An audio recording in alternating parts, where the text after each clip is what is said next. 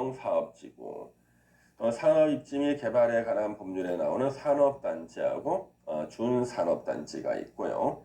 관광진흥법에 따라 지정된 관광단지나 관광특구 다 대규모 건축이 일어나는 곳에 지구단위 계획구역 지정할 수 있다죠. 그 외에도요. 자, 요건 잘 읽어야 돼요. 점이 찍혀 있거든, 점이.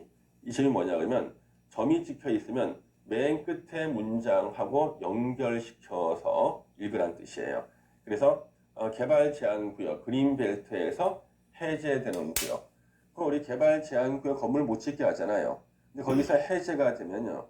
대규모 건축이 일어나겠죠. 거기 지구 단위 계획구역 지정할 수 있다. 도시 자연공원 구역에서 해제되는 구역. 시가와 조정 구역에서 해제되는 구역. 공원에서 해제되는 구역. 다 처음에는 건물을 못 짓게 하다가 해제되는 구역이기 때문에 이제 대규모 건축이 일어난다. 그랬을 때는요. 그 지역에 토지용 합리화, 기능 증진, 미관 개선, 양호한 환경을 확보해서 체계적, 계획적으로 관리해라. 그런 뜻이죠. 예. 그 다음에 녹지 지역 건물 별로 없죠.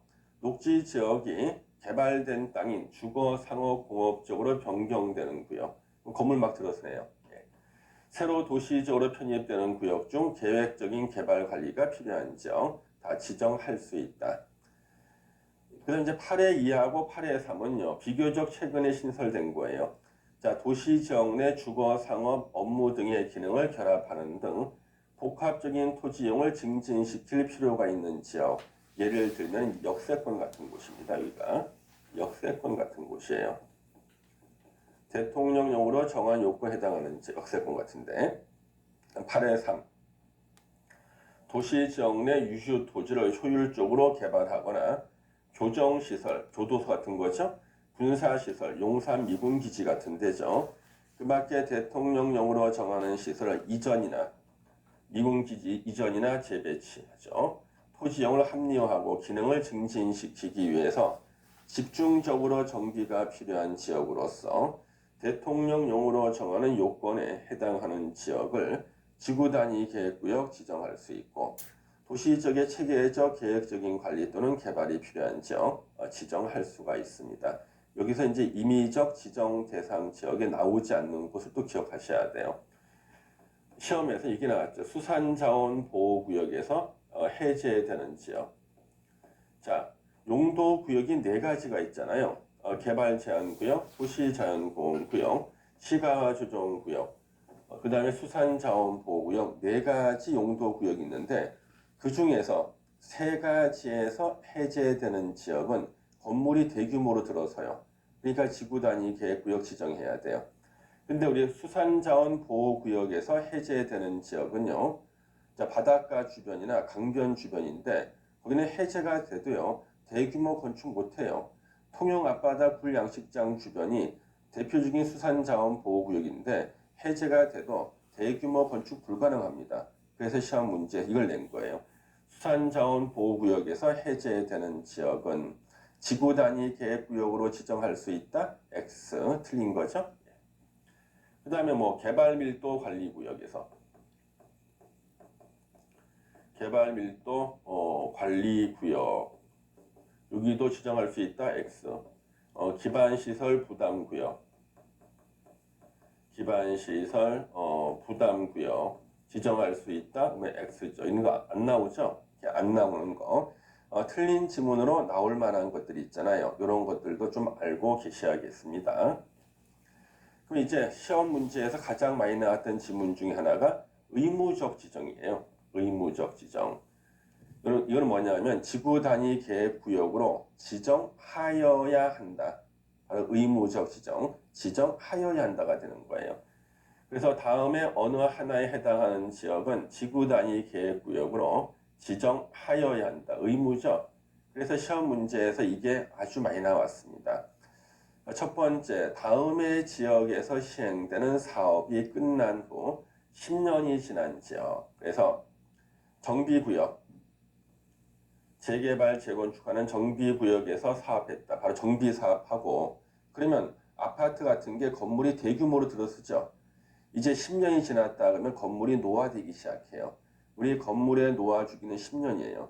그래 그럴 때는 반드시 지구 단위 계획구역 지정에서 기능 증진, 미관 개선, 양호한 환경을 확보하라는 뜻이에요. 그 다음에 택지개발촉진법에서 나오는 택지개발지구, 신도시죠. 에서 사업이 끝났다. 그러면 택지개발 사업 끝났다는 거예요. 신도시 아파트 단지가 쫙 들어섰어요. 자, 그렇게 되고 난 다음에 10년이 지나고 나면은요, 건물이 노화되거든요. 그때는 반드시 지구 단위 계획구역으로 지정해서 기능 증진, 미관 개선, 양호한 환경을 확보해라. 그런 뜻이 되겠습니다. 그 다음에 이제 두 번째로요. 자, 체계적 계획적인 개발 또는 관리가 필요한 지역으로서 면적이 30만 제곱미터 이상인 지역. 30만 제곱미터 이상인 다음에 나오는 지역들은요. 반드시 지구 단위 계획구역으로 지정하여야 한다예요. 먼저 우리 시가와 조정구역이나 공원에서 해제되는 지역. 아까 우리 임의적 지정 대상지 이거 나왔었죠. 시가와 조정구역에서 해제되는 지역, 공원에서 해제되는 지역은 원칙은 뭐였어요? 지정할 수 있다. 지구 단위 계획구역으로 지정할 수 있다 였잖아요. 근데 특히 그 면적이 30만 제곱미터 이상일 때는 지정하여야 한다. 의무가 된다는 거예요. 또 아까 녹지 지역이 있었고, 그 다음에 다만 녹지 지역을 지정 또는 존치되거나 법 또는 다른 법령에 의해서 도시군 계획 사업 등 개발 계획이 수립되지 아니하는 경우는 제외하고요. 자, 이제 녹지 지역이 용도 지역이 변경되는 거예요. 주거, 상업, 공업 지역으로 변경되는 지역. 그러면 원래는 녹지 지역이 주거, 상업, 공업 지역으로 변경이 되면 지정할 수 있다였죠. 지구 단위 계획구역 지정할 수 있다였는데, 근데 문제는요. 그 면적이 특히 30만 제곱미터 이상일 때는 지정할 수 있다 아니라 하여야 한다로 바뀐다는 거예요. 시험 문제죠. 이런 것들 체크하셔야겠습니다. 그 다음에 도시지역 외의 지역에서 지구 단위 계획구역을 지정할 수가 있어요. 우리 도시지역 외의 지역은 어디예요? 관리지역, 농림지역, 자연환경 보전지역을 말하죠. 그래서 도시지역이 아닌 곳에 관리, 농림, 자연환경 보전지역에서 지구 단위 계획구역을 지정할 수 있다는 거예요. 그러면 이 제도가 왜 생겼냐면 이런 거죠. 한번 볼까요? 저기 산이 뭐 이렇게 있습니다. 여기가 관리지역이나 농림지역이나 자연환경 보전지역이에요. 이런데 이제 건물들이 이렇게 조금씩 있어요. 자, 우리가 이런 지역도 건물 못 짓는 건 아니잖아요. 그렇죠? 꼭 필요한 건물을 조그맣게 지을 수 있잖아요. 그러면 여기저기 산을 하나 넘을 때마다 건물이 한 개씩이 보이네요. 그러면은 이 건물은 법적으로는 전혀 문제가 없는데 멀리서 바라보면 이건 난개발인 거예요. 이 난개발을 방지하고 싶어요. 자, 도시 지역이 아닌 곳의 난개발 방지를 위해서는요. 여기가 계획관리지역인 거예요. 계획관리지역이나 또는 여기가 개발진흥지구인 거예요. 개발진흥지구인데 진흥지구인데 여기다가 지구 단위 계획구역을 지정하는 거예요. 지구 단위 계획구역 지정해서 요런 데 건물 지으려는 사람들한테요. 요 안으로 건물을 좀 모아서 지으라고 하는 거예요. 그래서 여기저기 건물 짓지 말고요. 우리가 지구 단위 계획구역을 지정해 놓을게요. 계획관리지역이나 개발진흥지구 위에다가 지구 단위 계획구역 지정해 놓을 테니까 여기다 건물을 좀 모아서 지어달라는 거예요. 그러면은 이 사람들이 순순히 말을 듣겠습니까? 자기가 건물 짓고 싶은 데가 따로 있는데 모아놓은 곳에다 건물 지으라면 순순히 말 안 듣잖아요. 이럴 때는 어떻게 하면 되겠습니까? 1번 때린다. 2번 뭔가 혜택을 준다. 어느 쪽이 바람직할까요? 뭔가 혜택을 준다죠. 그렇죠? 그럼 우리 건물 짓는 사람들이 가장 좋아하는 혜택은 건물을 크게 짓게 해주는 거예요. 그래서 여기 지구 단위 계획구역 지정된 곳에다 건물 지으면 다른 데다 건물 짓는 것보다 건폐율을요 1.5배, 150%까지 완화. 용적률은 2배, 200%까지 완화시켜 주는 거예요. 자, 그러니까 이제 다른 데서 건물 지으려다가 이 안으로 모여서 이 건물을 짓게 되는 거죠. 그러면 다른 지역의 난개발이 방치가 되는 거죠. 그래서 왜 그러면 하필이면은요, 도시 지역이 아닌 곳이 많은데 그 중에 하필이면 계획관리 지역이나 개발진흥지구 위에다가 지구 단위 계획구역을 지정해서 그쪽으로 건물을 모아 짓느냐는 거예요. 우리가 아무리 건폐율을 1.5배, 용적률을 2배 완화시켜 준다 할지라도요, 기반 시설이 갖춰져 있지 않은 곳에서는 건물을 크게 못 져요. 대규모로 못 짓습니다. 우리 도시 지역이 아닌 곳은 개발이 안 돼 있잖아요. 근데 그 중에서 그나마 도로, 상하수도 같은 이 기반 시설이 갖춰져 있는 곳이 어딘가 봤더니 두 군데밖에 없다는 거예요. 계획관리 지역이나 개발진흥지구가 그나마 도로, 상하수도 같은 기반 시설이 갖춰져 있는 곳이래요. 그럼 그쪽으로 건물을 모아 짓겠다. 그래서 거기를 지구 단위 계획구역 지정해서 그쪽으로 건물을 모아 짓게 만드는 게 도시적 외의 지역에서의 지구 단위 계획구역이 되겠습니다. 예전에 보니까요, 우리 그 여름에 무더운 여름에 있잖아요. 8월 달쯤 돼서 무더운 여름에 텔레비에서 보면은요, TV 방송에서 남양 특집 드라마를 합니다.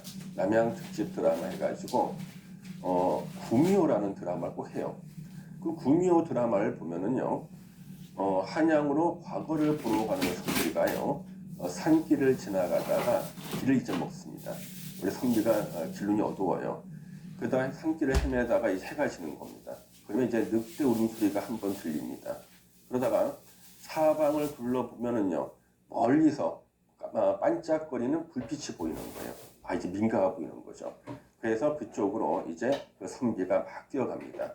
봤더니 그 산속에 불빛이 깜빡거리던 그 큰 집이 하나 나오는 겁니다. 그래서 똑똑똑 하고 이리 오너라 그럽니다. 그랬더니 문을 열고 하얀 소복을 입은 여자가 문 열고 나오죠. 이 하고 나옵니다. 그래서 이 선비가 물어보지 않습니까? 낭자, 대체 여기가 어디란 말입니까? 그랬더니 그 낭자가 네, 여기는 계획관리 지역 또는 개발진흥지구입니다. 기반시설이 갖춰져 있으니 안으로 드시죠. 이때 꼬리가 9개가 보이는 거죠. 바로 개발 안 된 그 산속에서요, 불빛이 깜빡거리는 기반시설이 갖춰져 있는 곳이 어디라는 거예요? 계획관리 지역이나 개발진흥지구입니다. 우리는 이 드라마를 보면서도요, 이런 것을 기억하셔야 됩니다.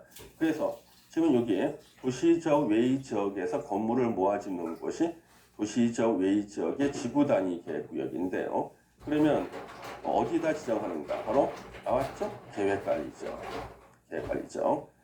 50% 이상이 계획관리 지역으로서 대통령령으로 정한 요건에 해당되는 지역, 또 개발진흥지구로서 대통령령으로 정하는 요건에 해당하는 지역을 지구 단위 계획구역 지정할 수 있고요.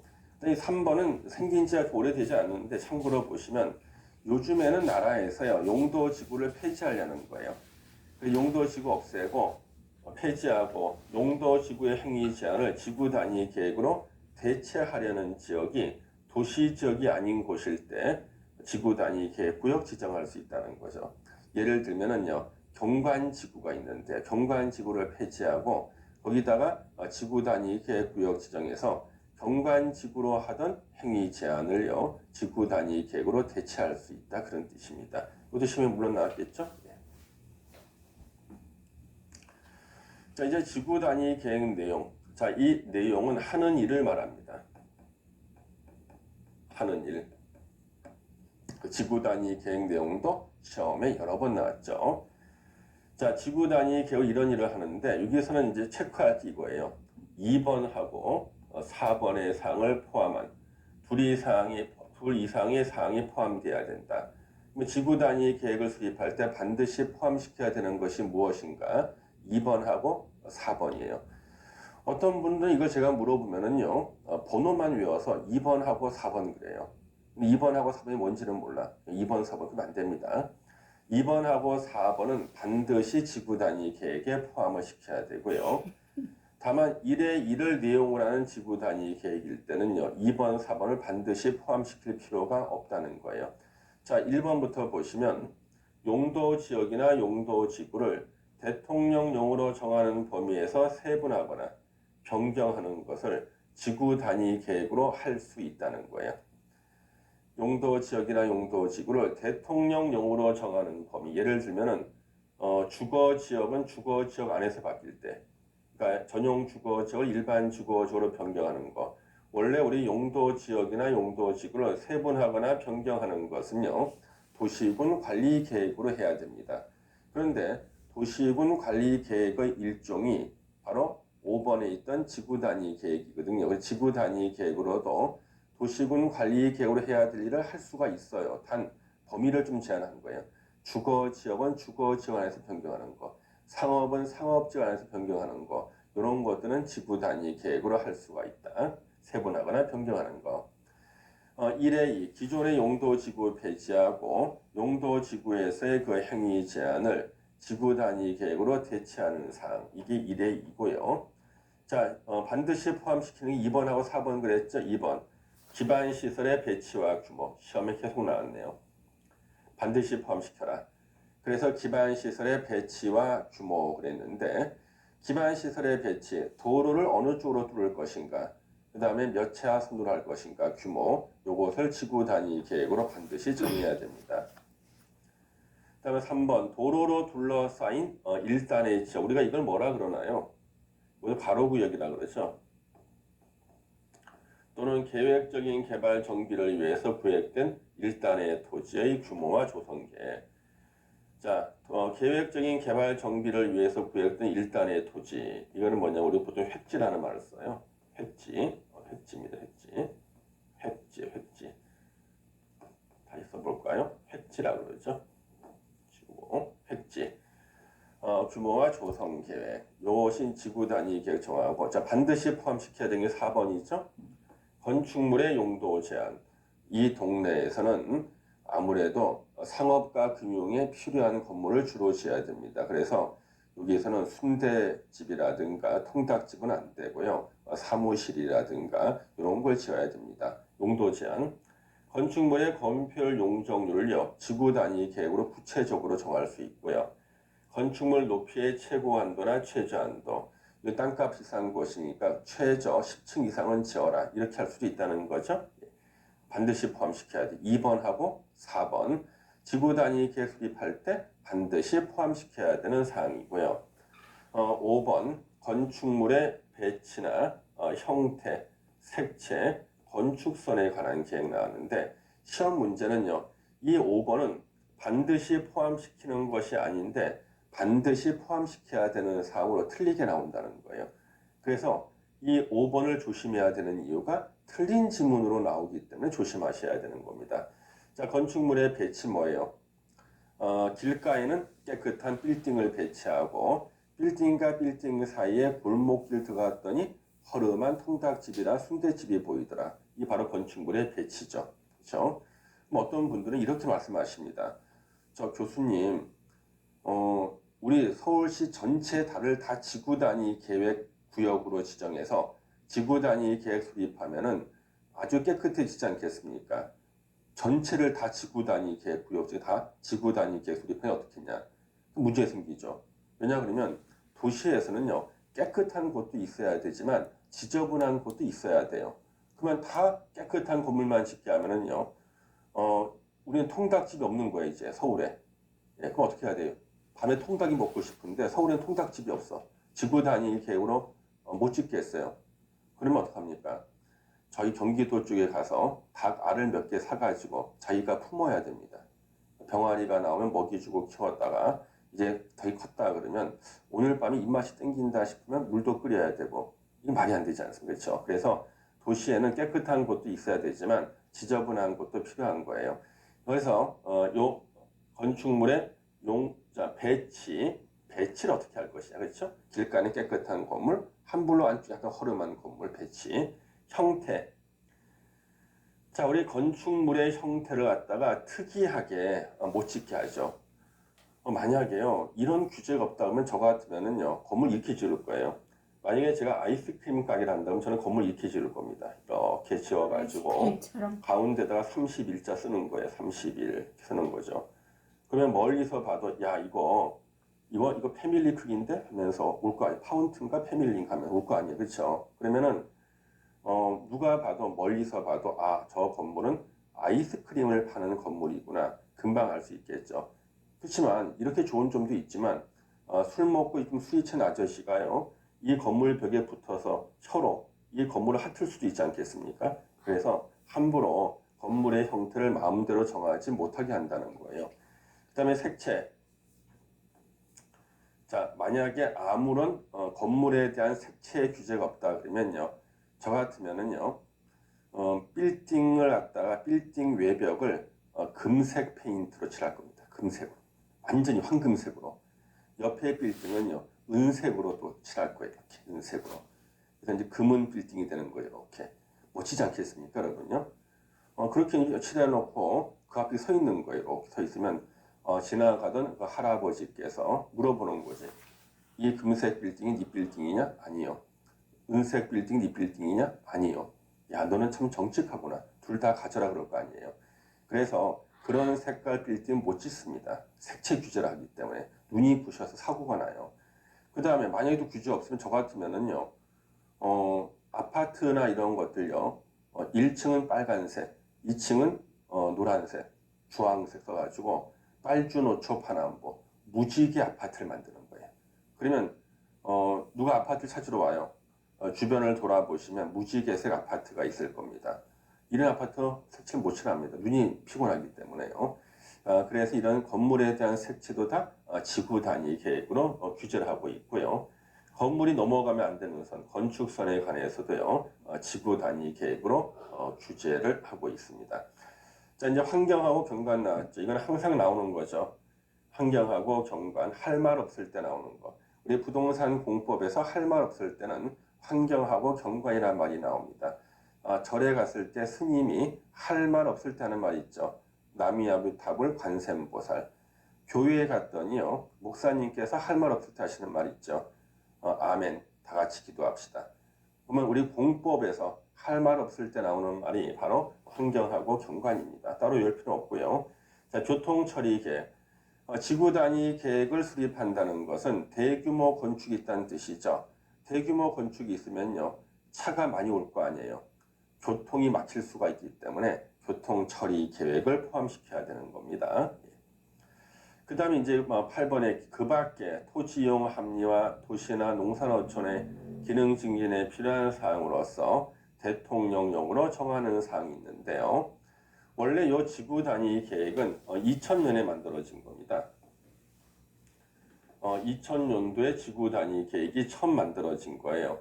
그러면 2000년 이전 1999년도까지는 원래 이게 두 개의 제도였거든요. 예전에 있었던 그 도시계획법 있었잖아요. 옛날요. 옛날 도시계획법에 상세계획이라는 게 있었어요. 말 그대로 상세한 계획. 근데 옛날 건축법에는 도시설계라는 것이 있었습니다. 요 두 개의 제도가 하나로 더해진 게 2000년부터 지구 단위 계획인데요. 요 상세 계획이라는 게 뭐였냐 그러면 말 그대로 상세한 계획이에요. 근데 뭐에 비해 상세한가? 용도 지역에 비해서 상세하다는 거예요. 용도 지역에 비해 상세하다. 우리 이미 용도 지역 공부했잖아요. 용도 지역이 지정되면 행위 제한은 세 가지밖에 못하죠. 건축 제한, 건폐율, 용적률 3개. 그러면 나머지 자질구레한 행위 제한은 어떻게 하죠? 예를 들면 담의 높이, 간판의 색채 재질, 대문의 색채 이런 자질구레한 규제는요 옛날에 상세 계획으로 했던 거예요. 상세 계획. 그 다음에 도시의 설계라는 것은요 건축법상 건물을 한 개, 두 개 지을 때는 별 문제가 없는데 건물을 대규모로 지을 때는요 그 지역 실정에 맞게 건물을 체계적이고 미관을 유지하면서 지으라는 게 도시 설계예요. 이 두 개가 더해졌으니까 두 개를 더해서 이해를 하시면 돼요. 자, 두 개를 딱 더했다. 대규모 건축이 있을 때 상세한 규제를 통해서 건물을 체계적이고 깨끗하게 짓게 하는 것이 바로 지구 단위 계획이 되는 겁니다. 그러면 지구 단위 계획이 원래 출발이 상세 계획이잖아요. 얼마나 상세한지가 요 대통령령에 나오는 지구 단위 계획 내용이 나와요. 시험에 그렇게 중요하진 않지만 한번 읽어볼 필요는 있습니다. 얼마나 상세한가? 지하 또는 공중 공간에 설치할 시설물의 높이나 깊이, 배치 규모, 대문담 울타리의 형태 또는 색채 나왔어요. 아니, 자기네 집의 대문이나 담이나 울타리의 형태나 색채도 지구 단위 계획으로 규제할 수 있다는 거예요. 그러니까 자기네 집 대문에 페인트 칠 색깔 함부로 못해요. 이 동네에서는 이 색깔 칠하지 말라 막 그러는 거죠. 그럼 여러분들 혹시나 그 우리 유럽 국가들 이렇게 보면은요, 건물이 아주 다양한 색깔을 막 칠해놓은 그런 데들 있지 않습니까? 예를 들면은 네덜란드 이제 암스테르담에 갔더니 건물이 다 붙어 있는 거예요. 붙어 있는데 건물 색깔이 다 달라요. 그 왜 그럴까요? 그 나라에서 지구 단위 계획으로 옆에 있는 건물과는 소유자가 다를 때는 다른 색깔을 칠해야 된다 정해놨기 때문에 옆에가 빨간색일 때는요, 옆집 사람은요 절대 빨간색을 못 쓰는 거예요. 다른 색깔 칠해야 되는 거죠. 소유자 같을 때는 같은 색깔 칠해도 되지만 그 다음에 또 우리 산토리니 같은 데 보시면요 다 파랗고 하얗게 칠해놨잖아요. 역시 지구 단위 계획과 해놓는 거죠. 그래서 자신의 집의 대문 색깔도 마음대로 못 칠할 수가 있어요. 담이나 또는 울타리의 형태나 색채도 마음대로 못한다. 여러분들 왜 서울 외곽으로 가서 이제 경기도 쪽으로 가면은요 타운하우스라고 있죠. 전원주택 같은 거 있잖아요. 거기 보면 옆집하고 내 집하고의 담이 나무로 이렇게 돼 있어요. 나무. 벽돌벽이 아니라 나무로 옆집하고 우리 집을 이렇게 막아놨더라고요. 나무로 이렇게. 예. 자, 그러면 왜 이 나무 펜스를 설치했을까요? 담을 왜 나무로 했을까요? 나무로 이렇게 지구 단위 계획 때문에 그렇다는 거죠. 담이나 울타리의 형태를 갖다 다 정해버립니다. 이때는 벽돌 쌓지 마라. 나무로 이렇게 하라는 거예요. 옆집이 다 보이게 구멍 뚫어가지고 이렇게요. 만약에 이런 지구 단위 계획 없다 그러면 저는요. 옆집하고 저는 벽돌 쌓아버립니다. 벽돌 쌓고 그 다음에 소주하고 맥주, 소맥을 몇 병 마신 다음에 병을 깨요. 그 다음에 위에 다 꽂아놓는 거죠. 이렇게. 담 위에다가. 제가 어렸을 때 우리 동네 집에 담은요. 다 맥주병하고 소주병이 꽂아져 있었습니다. 네. 혹시 그런 것이 기억나시는 분은요. 연식이 좀 되신 분들이죠. 그렇죠? 예. 공부하기 딱 좋은 나이가 되는 것이죠. 자, 그래서 그런 것들 다 지구 단위 계획 정하고 간판의 크기, 형태, 색채 또는 재질 나왔어요. 그래서 지구 단위 계획이 수립된 지역인데요. 그 지역에서 상가를 임대하신 분이요.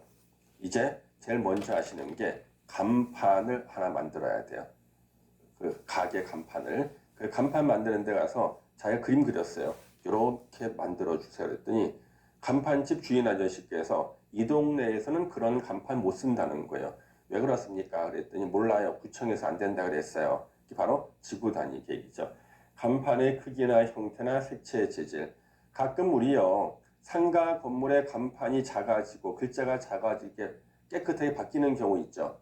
예전에는 벽의 색깔도 알아볼 수 없도록 간판이 다닥다닥 붙어 있었는데 간판 크기가 좀 줄어들고 활자도 좀 줄어들고 색깔도 아주 점잖하게 바뀌는 경우 있잖아요. 그게 지구 단위 계획이 변경된 거예요. 예. 그다음 장애인, 노약자 등을 위한 편의시설 계획. 그래서 장애인 전용 주차 시설 많이 확보하죠. 에너지 및 자원 절약과 재활용에 관한 계획.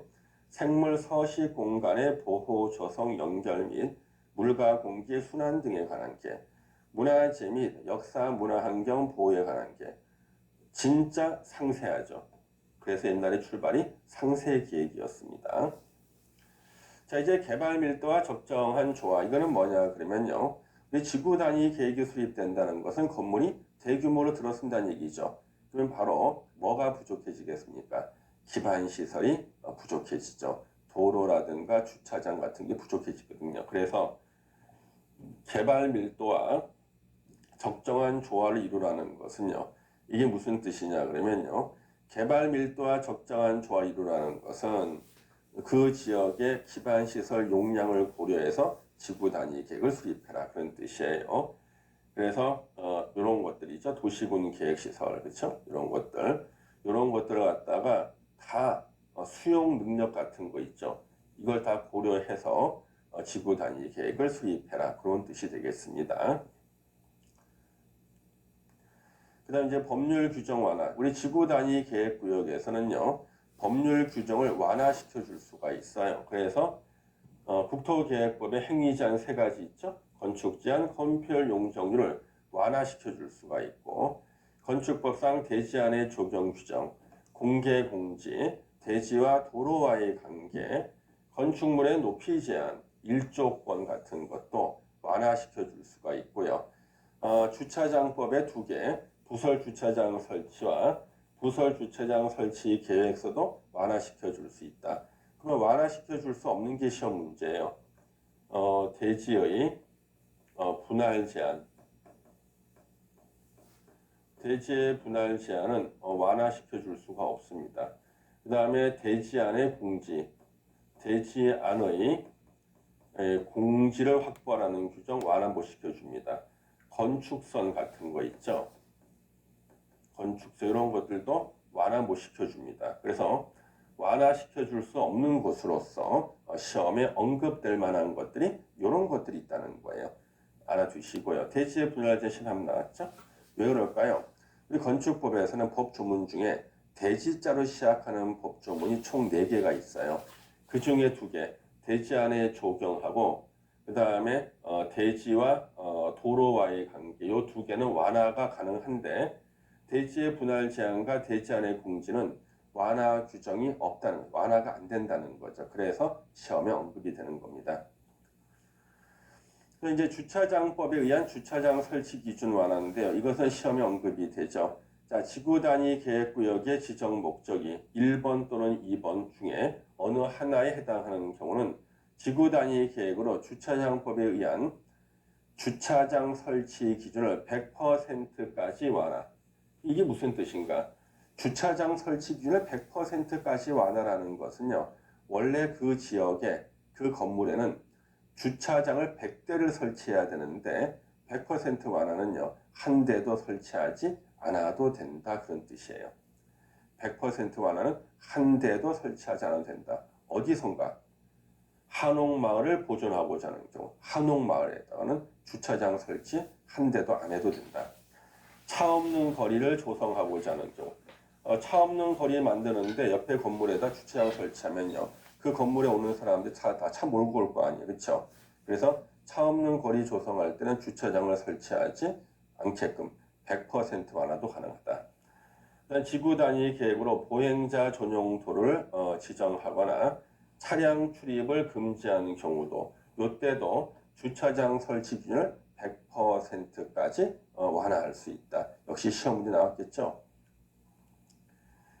그 다음 여기 보시면은 도시지역 외 지구 단위 계획구역에서 건폐율 용적률 완화되는 거 제가 먼저 한번 설명드렸죠. 자, 우리 도시지역 외 지역의 지구 단위 계획구역은 왜 지정하는 거예요?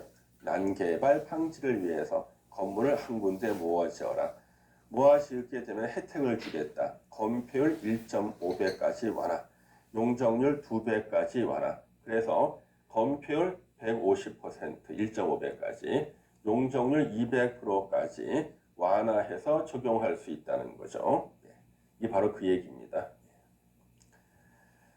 그 다음에 2번 지구 단위 계획구역에서는 지구 단위 계획 건축물의 용도, 종류 및 규모 등을 완화 적용할 수 있는 다만 개발진흥지구 자, 개발진흥지구에 지정된 지구 단위 계획구역에 대해서는 아파트하고 연립주택은요 못 짓는다는 거예요. 그러니까 개발진흥지구 위에 지구 단위 계획구역 지정한 곳에서는 아파트나 연립주택 못 짓는데 단 계획관리지역에 지정된 그러니까 계획관리지역 위에 개발진흥지구 지정됐고 이 개발진흥지구 위에다가 지구 단위 계획구역 지정할 때는요 여기는요 이 지구 단위 계획구역에서는 아파트나 연립주택 지을 수 있다는 거예요. 그래서 계획관리지역 위에 지정돼 있는 개발진흥지구 위에다가 지구 단위 계획구역을 지정할 수 있다. 그럼 그 지구 단위 계획구역에서는 아파트나 연립주택을 지을 수가 있다.